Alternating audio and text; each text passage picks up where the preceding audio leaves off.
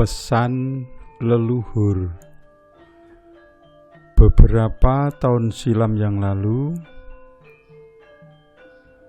para leluhur kita telah memberikan pesan atau wejangan yang bersifat filosofis kepada generasi muda untuk dapat dipedomani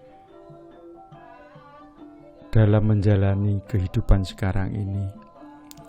Yang pertama adalah budaya. Sabdo ingkang sinuwun susuhunan Kanjeng Pakubono ke-10 dari Keraton Kasunanan Surakarta Hadiningrat telah mengatakan bahwa rum kuncaraning bangsa dumunung haneng luhuring budaya, yang artinya itu adalah harumnya nama dan tingginya derajat suatu bangsa itu terletak pada budayanya. Oleh karena itu, betapapun majunya suatu negara, janganlah sampai meninggalkan budaya sendiri. Budaya perlu terus dilestarikan dan dikembangkan sebagai jati diri bangsa yang dapat membedakan dengan bangsa-bangsa lainnya. Banyak bangsa lain yang telah mempelajari budaya kita yang dianggap adiluhung dan mereka mengaguminya. Pertanyaannya, layakkah kita justru terlalu berkiblat ke budaya bangsa lain?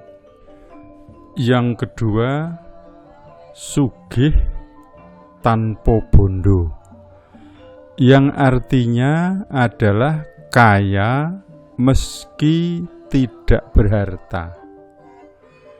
Kalimat mutiara ini adalah dari Dr. Andes R.M.P. Sosrokartono, yaitu kakak dari Ibu Kartini. Beliau adalah seorang yang cerdas, berjiwa sosialis, dan menguasai 26 bahasa, yang merupakan sarjana yang pertama kali dari Indonesia yang kuliah di negeri Belanda. Orang kaya bukanlah karena banyak hartanya semata, tetapi kaya hati. Hati yang cukup dengan apa yang dimiliki, tidak tamak, nerimo ing pandum, adalah hati yang kaya. Sugih akan segala hal. Kaya tidak hanya kaya harta benda saja, melainkan hati yang tenang, jiwa yang damai, badan yang sehat, amal yang baik, anak yang soleh juga dapat dinilai sebagai kekayaan yang melebihi harta benda yang melimpah sekalipun. Kaya adalah kaya hati, yakni ketenangan dan kedamaian hati. Yang ketiga, priyo sejati.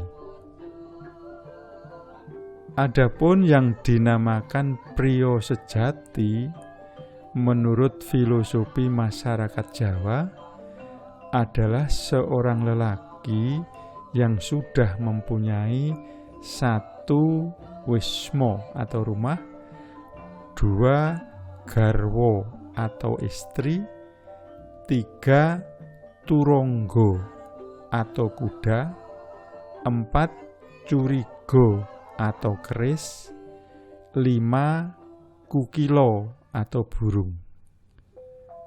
Permasalahannya adalah, sesuaikah filosofi di atas dengan perkembangan globalisasi sekarang ini.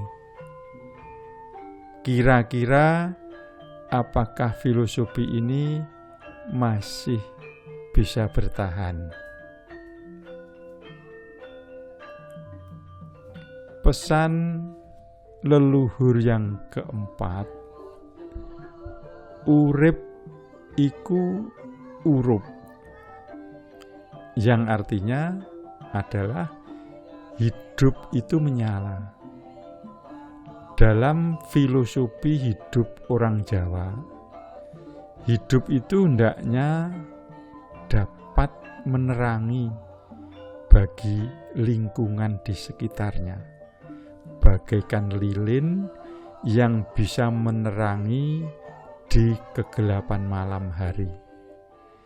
Manusia hidup itu di samping sebagai makhluk individu, juga sebagai makhluk sosial yang harus berinteraksi dengan sesamanya. Tidak hanya memikirkan diri sendiri, namun juga mau memikirkan masyarakat yang ada di lingkungannya. Hidup itu hendaknya memberi manfaat bagi orang lain. Sekecil apapun manfaat yang kita berikan bisa dirasakan, tidak meresahkan, namun bermanfaat bagi masyarakat sebagai tabungan akhirat. Pesan leluhur yang kelima, ngunduh woing pakarti, yang artinya adalah memetik buah perbuatan sendiri, sebagaimana diibaratkan petani yang menanam jagung. Pada saatnya nanti akan menuai jagung, bukan padi. Ini sebenarnya hanya merupakan suatu kiasan saja, bahwa orang yang melakukan perbuatan buruk akan memperoleh keburukan pula pada suatu saat nanti. Maka berbuatlah yang baik agar kelak akan menerima kebaikan pula. Pesan leluhur yang keenam, digdaya tanpa aji, yang maksudnya kewibawaan dan kekuasaan yang alami yang diperoleh dengan perbuatan yang biasa saja tanpa menggunakan aji atau jimat. Digdaya atau digdaya, kuat, sakti, sangat didambakan oleh orang yang ingin wibawa untuk menegakkan kekuasaannya.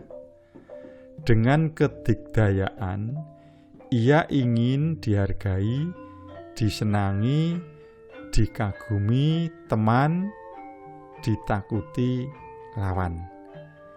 Tidak jarang pula orang yang merasa dan mempunyai kedigdayaan lalu bertindak dan punya watak yang adigang, adigung, adiguna, yaitu mengandalkan digdaya saja, tidak ada ajinya. Digdaya saja tidak cukup, perlu juga pandai. Pesan leluhur yang ketujuh, masalah. Ketika kita mempunyai masalah yang besar ataupun sedang ataupun kecil, janganlah terlalu bergembira. Tidak ada satu pun di dunia ini yang bersifat abadi. Jalanilah dan jangan terlalu bersedih. Demikian juga tatkala kita sedang bergembira, nikmatilah dan syukurilah. Jangan sampai lupa diri. Ingatlah, yang dihadapi saat ini semua akan berlalu. Untuk itu tetaplah sejuk di tempat yang panas. Tetaplah manis di tempat yang begitu pahit sekalipun. Tetaplah merasa kecil meskipun Anda telah menjadi besar. Dan tetaplah tenang di tengah badai yang paling hebat sekalipun. Semua yang ada di dunia ini tidak ada yang abadi, akan selalu berganti di kemudian hari nanti. Selamat menikmati hari yang indah ini. Tetap syukuri apa yang terjadi.